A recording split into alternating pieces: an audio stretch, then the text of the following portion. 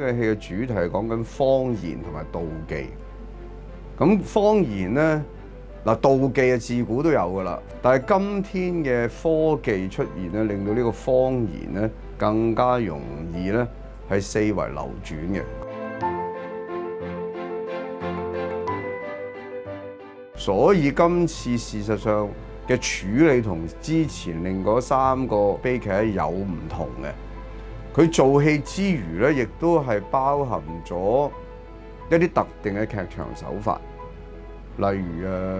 有啲錄像啦，或者一啲布羅希特嘅手法啦，同埋將原本係一個看似係一個悲劇嘅文本轉成一個喜劇嘅文本啊。咁其實個目的都係令觀眾思考之餘，有一啲娛樂，又有一啲情感嘅感受，令到觀眾透過 Othello 可以睇到今日我哋生活喺呢個世界究竟係一個咩嘅世界。呢個戲係4大悲劇裏邊我唯一未做過，所以我想做埋佢啦。咁就同埋我舊年11月喺新加坡做咗個英文版嘅，咁所以我覺得今次莎劇只可以再發展個英文版，成為一個廣東話版。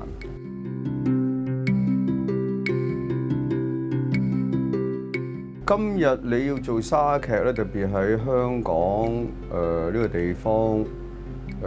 因為莎士比亞唔係我哋中國文化一部分嚟嘅，所以我覺得有趣味嘅係一個轉移或者一個改編，令到觀眾睇到個戲咧同我哋嘅歷史文化有啲關係。咁因為當時葡萄牙咧就將一部分嘅即係佢喺殖民地帶嚟嘅黑人咧，就透過澳門帶去中國。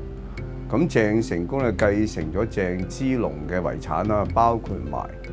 呢30個黑人嘅近衛軍，所以我覺得好有趣，因為呢段歷史我諗大部分人都唔知，所以我就想將佢轉咗做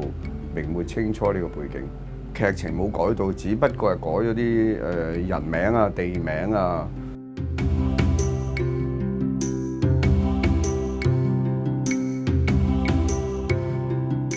咁所以我覺得今次即係用女仔去做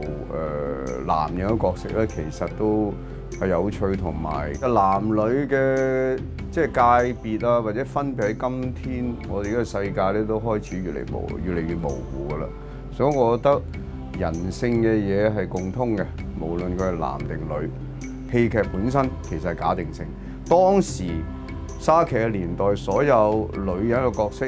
都係啲後生仔做噶嘛，即係啲年少嘅青年人做啲女人嘅角色，唔係揾女人做嘅。咁我哋即係中國嘅傳統戲曲，以前嚟講，啲女角都係男人做噶啦。咁所以我覺得，即係無論個世界點樣發展都好啦，戲劇作為一種藝術咧，回歸翻佢嘅戲劇性同埋假定性咧，對今日嘅觀眾嘅想像力咧，嘅擴闊咧都係有幫助。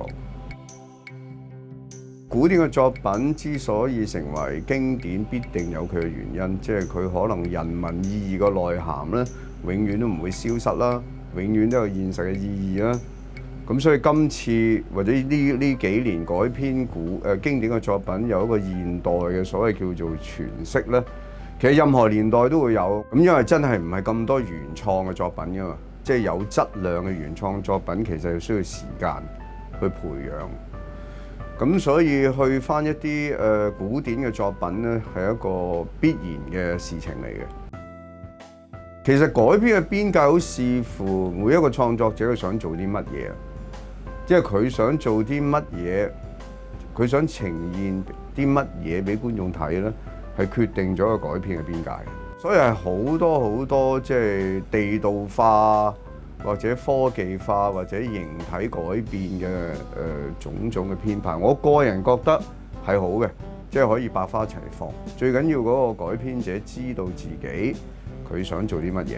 嗱，其實沙翁嘅作品總體而言都係描述緊一啲永恆嘅人性。當然有啲係比較宇宙性一啲，有啲係比較即係根據當時佢描述嘅歷史環境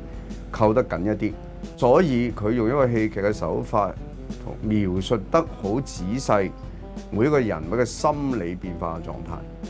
咁所以呢個係佢嘅即係相當犀利嘅地方嚟。縱使可能當時佢寫嘅方式對今日嘅觀眾嚟講有啲長或者有啲沉嘅，咁但係問題咧，你點樣去即係修飾佢啊、剪裁佢咧，係一個學問啦，令到既保留到佢嘅精神，但係又可以符合到今天觀眾嘅口味咧。呢個對任何創作者都係一個好大嘅挑戰嚟。因為莎士比亞雖然唔係我哋中國人嘅文化，咁但係我覺得任何一個文化嘅創作人咧，都需要有能力咧去處理唔同嘅題材嘅。所以今次其實 Othello 都用咗好多嘅精力，但係開心嘅，因為成個團隊都好投入。咁我哋亦都已經準備好，就同觀眾見面。